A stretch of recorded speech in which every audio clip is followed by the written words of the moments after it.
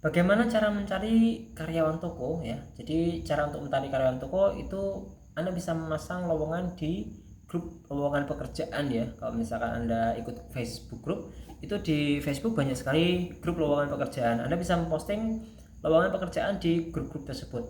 Anda juga bisa posting di grup lokal ya. Kalau misalkan di desa Anda atau di kecamatan Anda itu ada grup jual beli, Anda bisa mencoba untuk memposting lowongan tersebut di grup jual beli tersebut.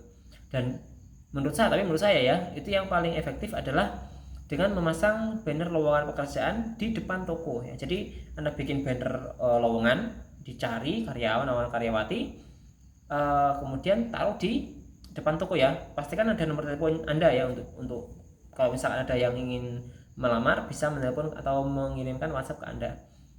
Nah, setelah itu kalau misalkan sudah ada lamaran yang masuk, Anda harus menentukan juga itu Anda ingin cari karyawan apa, kasir kah, atau staff kah, atau gudang kah ya.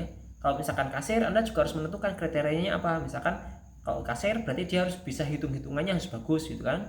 Kalau misalkan staff harus cekatan, kalau misalkan gudang berarti dia punya kekuatan ya untuk angkat-angkat barang dan lain-lain. Nah, setelah kriteria itu sudah ditentukan, nah ketika ada karyawan masuk, Anda bisa melakukan interview dan juga tes pada calon karyawan tersebut. Nah, jadi Anda lakukan tes juga interview. Kalau misalkan dia sesuai dengan kriteria, Anda bisa lanjut ke proses selanjutnya. Tapi kalau misalkan dia nggak sesuai dengan kriteria yang telah ditentukan, Anda bisa menolak lamaran tersebut. Nah, biasanya kadang-kadang Anda nggak bisa langsung dapat karyawan yang bagus ya, tapi kalau misalkan dapat ya alhamdulillah ya kan, tapi nggak selalu.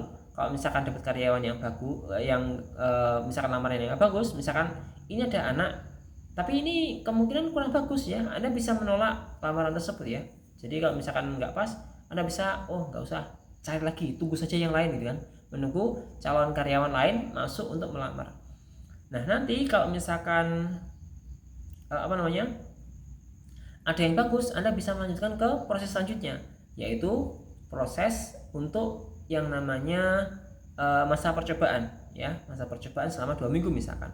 Nah, di masa percobaan ini si calon karyawan tadi itu dites selama 2 minggu. Kalau misalkan dia bagus, 2 minggu kemudian setelahnya Anda bisa merekrut dia sebagai karyawan tetap. Tapi kalau misalkan di 2 minggu tadi itu kerjanya kurang bagus, Anda bisa memberhentikannya ya, karena itu masa percobaan.